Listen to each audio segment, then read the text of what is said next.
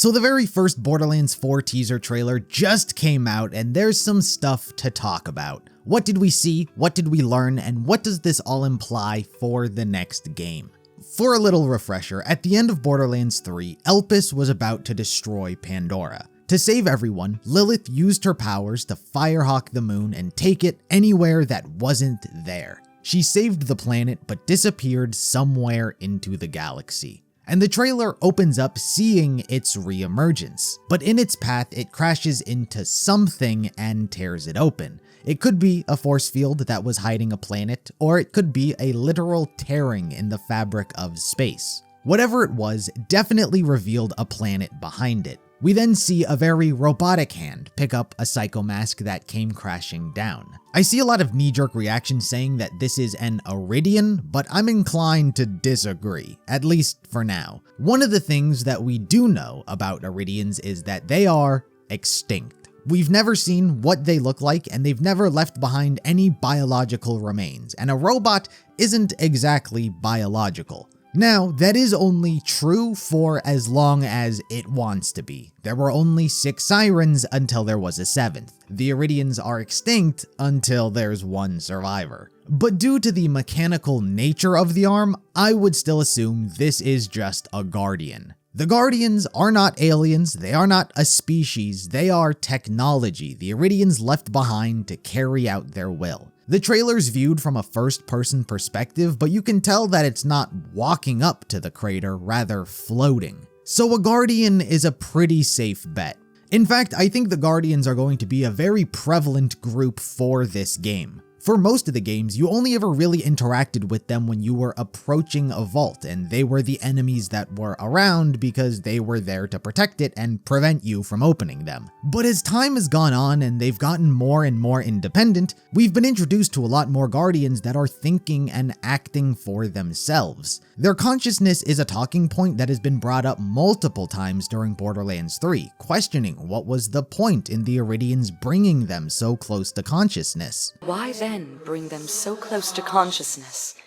What purpose has a thinking spear? Whether or not they develop a will of their own. And I think we've seen recently that they have, and they do. The Guardians that stood at the Proving Grounds indicated that they had new masters that were overseeing what the Vault Hunters were doing and testing if they were worthy to replace them, whatever that means. Scourge, the invincible martyr, was going after planets for some reason. He seemed to believe very heavily in the Iridian's purpose. He had a line saying that the Destroyer's cage must be rebuilt, implying the Destroyer is still in there and still poses a danger of getting loose. He says how the Vault Hunters had their chance, but they make a mockery of their burden, which the Guardian's burden is to protect the vaults. But at the same time, Tannis alludes to Minos Prime, the planet that Scourge destroyed, that its residents don't seem to have been killed, but rather as if they just disappeared from the galaxy entirely. You avenged the population of Minos Prime,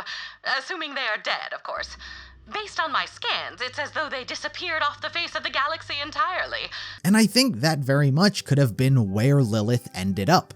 A different galaxy. A lot of people have been speculating that this is the Iridian homeworld, but Necrotafeo was the Iridian homeworld. To be fair, that's not entirely true. Theoretically, Necrotafeo was the first planet the Iridians inhabited when they got to the cluster of galaxies Borderlands takes place in. So, did Lilith travel to a different galaxy further out in the universe where the Iridians truly originated?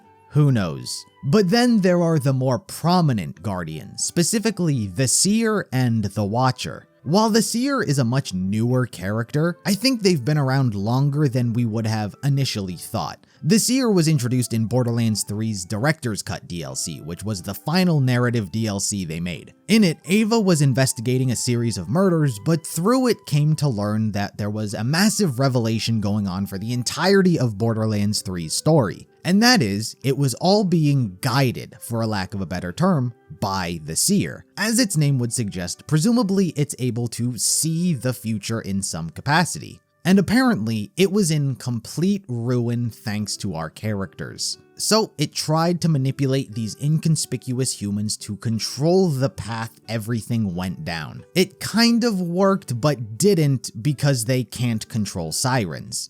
To them, or at least the Seer, sirens are chaos incarnate, and Lilith's actions in phase-walking the moon didn't just bend the course of the future, she shattered it, and perhaps maybe literally. The actions of your leader did not merely bend the course, she shattered it.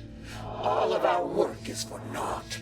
So some of the Guardians desire to control them to save the future. It's very similar to what was happening in the pre-sequel. Zarpedon was shown the future and wound up standing on the side of the Guardians to prevent disaster. And while the relic inside of the vault showed Jack a future of his own, the Seer appears to have a very similar insight of its own. We kind of assume Lilith destroyed the relic into Jack's face, but it is possible that it wasn't destroyed, and that's how the Seer is able to see the future and show it to others as well. And it might be how the Watcher knew that a war was coming as well. Simply observing things isn't going to necessarily give you an insight into what's going to unfold in the future. The Seer may have shown or told the Watcher what was going to happen, and it's simply a matter of how they are going about things. The Seer may view sirens as chaos that cannot be controlled and must be stopped, while the Watcher perhaps may have actually been watching our characters and observed that they don't need to be controlled and have what it takes to fight this inevitable war. So it's working with us as opposed to against us.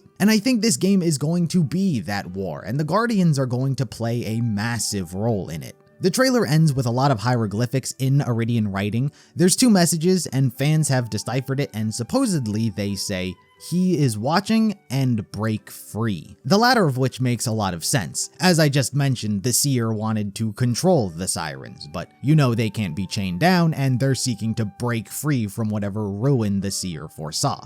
So that checks out, but "he is watching" is much more ambiguous. The Watcher watches, but the Guardians don't exactly have a sex. It would have been much more fitting if it said "it's watching." So he could literally be anyone, and there's no logical guesses that could be made from that. Then there's this face that briefly appears. Similarly, this literally could be anyone or anything. In the endless copium for the return of Handsome Jack, a lot of people believe that this is him because for 2 frames, the vault symbol comes over its face and almost exactly the placement of Jack's. The biggest problem, I would say, is that it's mirrored. It's not how Jack was branded, and that's a pretty big detail to mess up if it's intentional. Unless there is a reason behind mirroring it. But on to the topic of Handsome Jack returning, the reason I humor this idea is because it is very much possible. In fact, literally everyone's return is possible. For those of you who haven't played New Tales from the Borderlands, it introduced a new object called the Exton Anahadium Shard.